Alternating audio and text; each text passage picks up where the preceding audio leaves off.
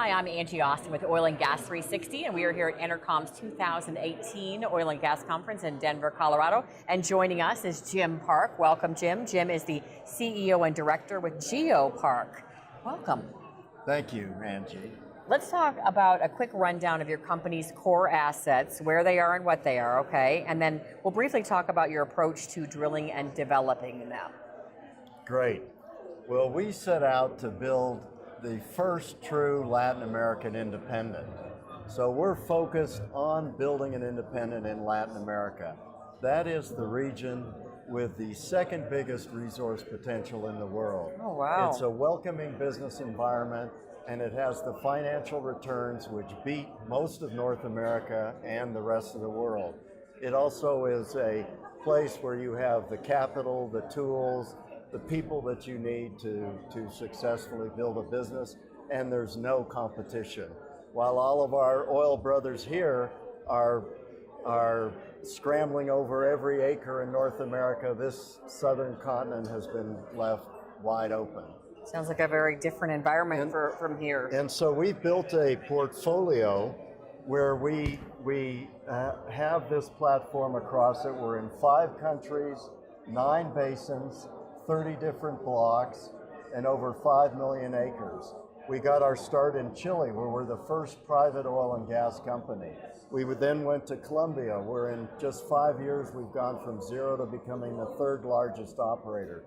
We went to Brazil, where we're partnering on one of Brazil's largest producing gas fields.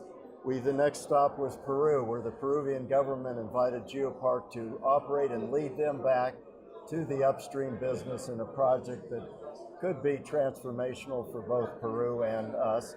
And we're in Argentina, where we just recently closed on a new acquisition in the heart of the Neuquén Basin with both production and upsides.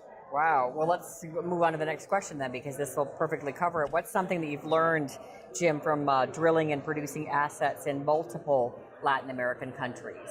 So, good science, discipline, and action.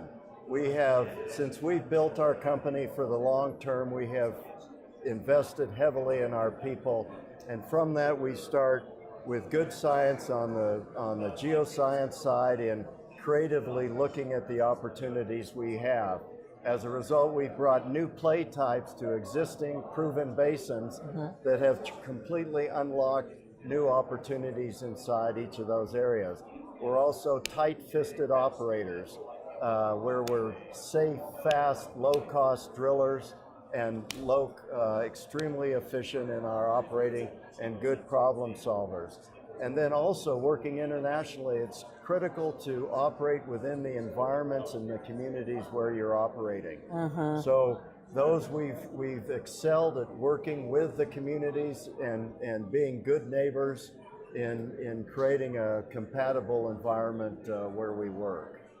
Sounds good. Let's talk about technology then. What new technologies are you seeing, Jim, that are likely to become, in your opinion, commonplace in the industry in the next few years? So we think innovation is really a mindset, and it starts down at the smallest level in the field to all the way to our New York Stock Exchange lawyers. So we don't see it as one big invention that's suddenly changing everything. We work at every single level to change and to see how we can do it both more efficiently and with innovation. So we find that there's improvements all the way along the way. Also, depending on where you are, there's old technologies that you can bring in that are new to an area. We brought the first beam pump to Chile. That's 1910 technology that we brought in 2006. That's interesting. So that had never been and changed the situation there.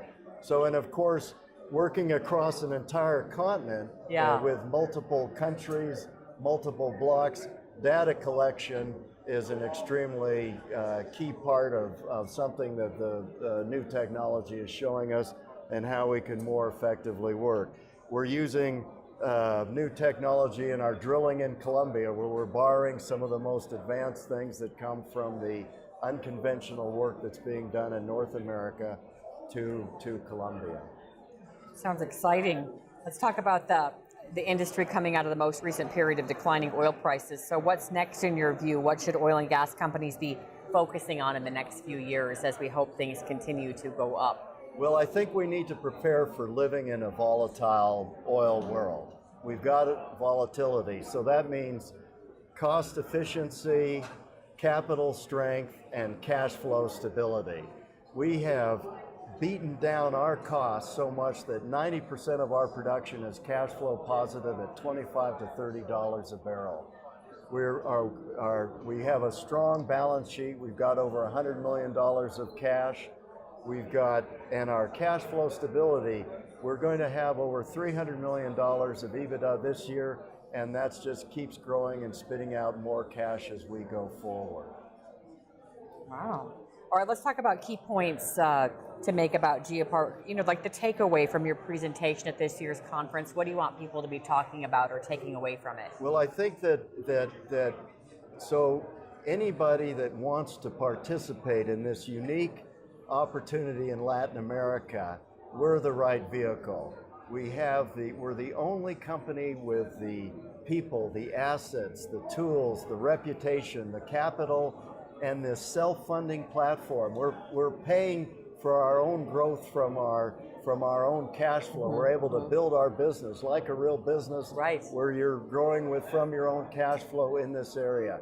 So we're the only ones in this big, underdeveloped, underexplored, welcoming continent, and we have more opportunities just coming at us every day. Wow, it's all very exciting. You seem excited. I am excited. It's fun. Come down and visit us, please, so you get to see it firsthand. Fantastic. All right, thank you so much, Jim Park, CEO and Director with GeoPark. I'm Angie Austin with Oil and Gas 360.